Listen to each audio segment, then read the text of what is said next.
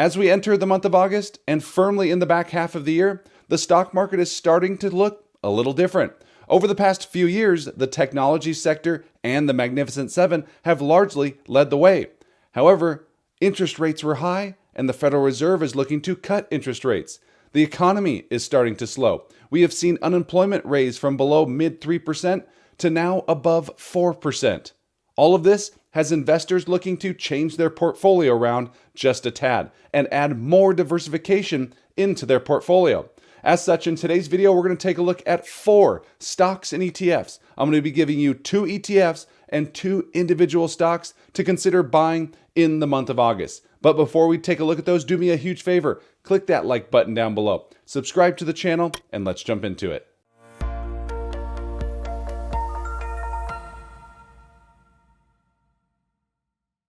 Hey everyone, Mark Roussin here, back for another video. As always, I'm a CPA and not a financial advisor, so please do not take this as financial advice. And before we begin, let me thank today's video sponsor, which is the Motley Fool. The Motley Fool has a ton of great resources and products available for investors of all different levels. And right now, if you go to fool.com/Mark, you could sign up to receive their 10 best stocks to buy right now.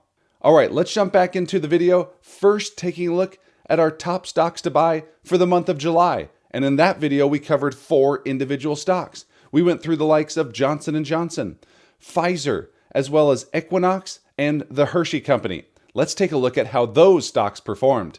I hope you followed because 2 of those stocks exploded more than 10% over the past month. And those were Pfizer and Johnson & Johnson. 2 stocks I've been hammering to those that are part of my Discord community, the Stock Investors Edge. Check out the link below to join up and sign up for free. Hershey's shares were up more than 5% over the past month, with Equinix bringing up the rear, but still gaining nearly 3%. All 4 stocks outperforming the S&P 500 over the past month. Now let's transition to the month of August, where again, we're going to be looking at 4 total positions, 2 ETFs and 2 individual stocks. Let's first begin by taking a look at ETFs, beginning with the iShares Russell 2000 ETF, stock ticker IWM. Unless you've been hovering under a rock or not watching anything that pertains to the market, small caps have been on a serious move, a move higher. They have largely lagged the market over the past few years, and now they've awakened. And even the great Tom Lee, the head of Fundstrat, is a big believer in small caps. You know, it just posted 11 days where 10 out of 11 days had a 1% move.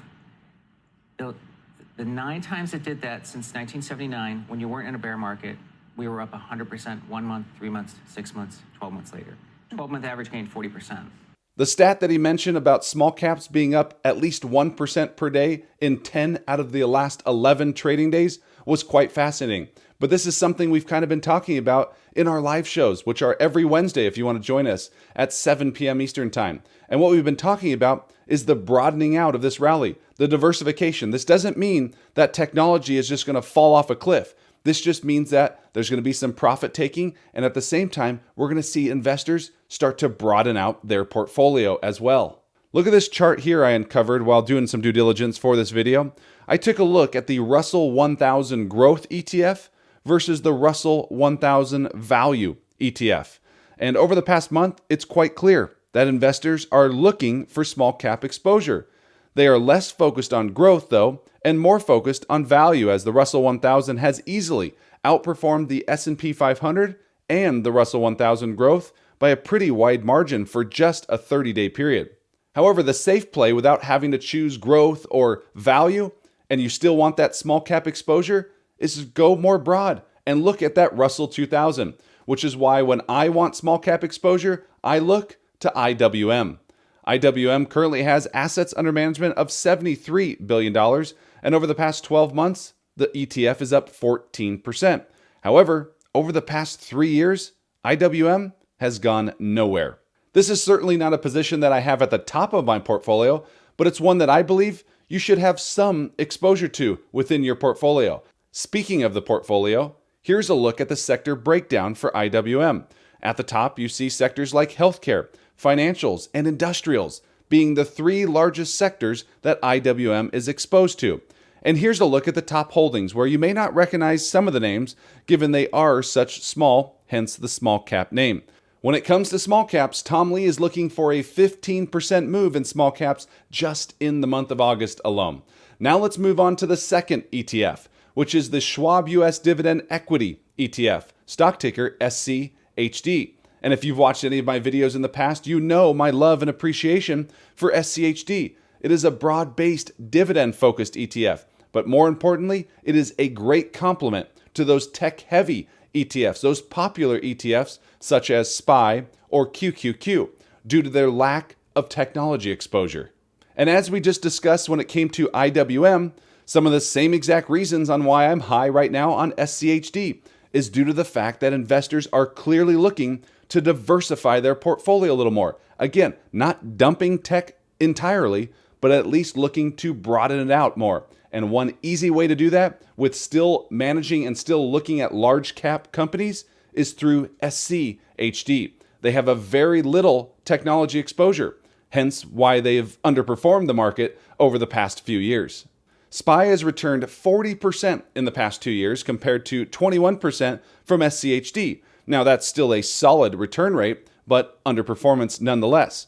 However, to continue on the narrative around diversification, here's a look at the performance of SCHD and the S&P 500 over the past month, where investors have flooded into SCHD, with that ETF up 7% compared to the S&P 500 actually being down 0.5%.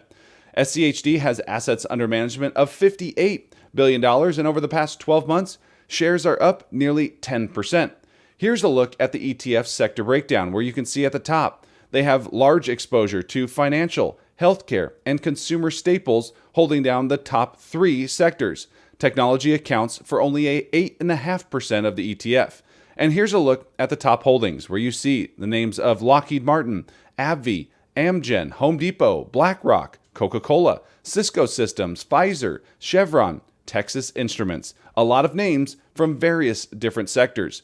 These top 10 holdings account for roughly 40% of the ETF, and in total, it has 103 total holdings. Many well-known names, with many of them paying great dividends. And if you're a company that doesn't pay a dividend, then you are not going to be in the likes of SCHD. And speaking of that dividend, let's take a closer look at it right now, as the company just announced their largest quarterly dividend payout ever. Right now, shares of SCHD yield a dividend of 3.4%. They have a 5-year dividend growth rate of 13% and 12 consecutive years of dividend growth. So if you're looking for a great ETF to broaden out your portfolio, one that happens to pay a solid dividend yield with strong dividend growth, definitely take a closer look at SCHD. So those are the top 2 ETFs for the month of August to consider. Now let's take a look at 2 individual stocks, beginning with Schlumberger, stock ticker SLB. And for those of you unfamiliar, Schlumberger operates out of the energy sector. The company operates through 4 divisions: digital and integration, reservoir performance, well construction, and production systems. Think oil and gas, but on the equipment and data processing side of things. As you can see here, the price of crude has dropped from 2024 high of about $87 per share to now trading around $77 per share, down more than 6% in the past month. And any oil-related company out there usually trades in lockstep, at least to a degree, with the price of crude. Schlumberger has a market cap of $70 billion, and over the past 12 months, shares have had a rough go, down 15%. And over the past 5 years, shares are up just 22%. Since really dating back to the end of 2022, shares of SLB have been trading in a range between the mid-40s to around $60 per share. And right now they're finding themselves towards the lower end of that range. Schlumberger recently reported their Q2 earnings, which were quite solid, beating on both the top and bottom lines. As you can see, EPS came in at 85 cents per share, beating analysts' expectations. Revenues came in at $9.14 billion, growing 5% year over year. However, more importantly though, we saw adjusted EBITDA grow 17% year over year while generating $776 million in free cash flow. So why is now the time to consider buying shares of SLB? Well, for starters, we talked about it from the technical side of things, as the stock's been trading in a range, and right now it's trading at the lower end of the range, close to its support. But on the flip side, shares also look very intriguing from a fundamental perspective. Analysts are looking for EPS growth of 17% this year and 18% in 2025, giving the company a forward PE multiple of just 11.7 times, comparing that to a 5-year average and a 10-year average of 25 times. Also looking from a different angle, from an EV to EBITDA perspective, this is the lowest we have seen shares since 2014. Analysts are also high on the stock as well, giving the company a 12-month price target of $66 per share, implying 35% upside over the next 12 months. And that leads us to our fourth stock to consider buying in the month of August, which is EQIX, stock ticker EQIX. So this is a holdover from July, as the stock didn't really move all that much. And it is a REIT, a real estate investment trust. And again, if you have watched my channel for any amount of time, you have probably heard me talking about the upside in the REIT sector. That entire sector has largely underperformed in a big way the greater S&P 500. EQIX currently has a market cap of $73 billion, and over the past 12 months, shares are down 5%. And over the past 5 years, shares are up nearly 60%.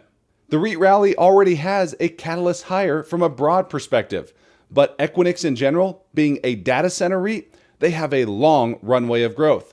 We have seen more computing power. Cloud and AI has grown so much just in the past 12 months alone that the demand for data centers has ballooned as well, further adding to the growth story for a REIT like EQIX, who happens to also be the largest data center REIT. So we have a higher catalyst for REITs in general. We have solid growth moving forward for data centers. Oh, and by the way, the company also adds on a fast-growing dividend. Very rarely do you find a dividend growth REIT where they have a 5-year dividend growth rate of 10% or more, but you get that with EQIX. They currently have a dividend yield of 2.2% and a 5-year dividend growth rate of roughly 11%, to go along with 8 consecutive years of dividend growth.